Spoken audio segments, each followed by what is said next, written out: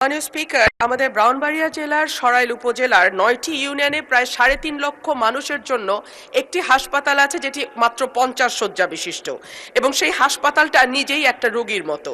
কারণ এখানে প্রয়োজনীয় সংখ্যক চিকিৎসক, কর্মচারী, চাহিদা মাফিক ওষুধ, অত্যাধুনিক যন্ত্রপাতি, এই সকল কিছুর সংকট বিদ্যমান।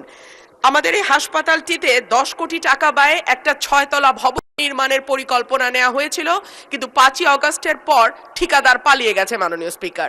সো এখন ওই পুরনো দোতলা যে ভবন, যেটি এমনি মানে ভবনটি দেখলেই রোগাক্রান্ত মনে হয়, সেই ভবনটিতেই কাজ চালানো হচ্ছে। জানা গেছে এই হাসপাতালে কনসালটেন্ট সহ চিকিৎসকদের ৯টি, নার্সের ৬টি, মেডিকেল টেকনোলজিস্টের ২টি, ফিল্ড স্টাফের ১৫টি, স্বাস্থ্য সহকারী ৮টি এবং আদার্স ১৯টি, প্রেষণে থাকা পদ সহ ৬৪টি পদ শূন্য রয়েছে। সুতরাং মাননীয় স্পিকার, ধন্যবাদ মাননীয় সদস্য।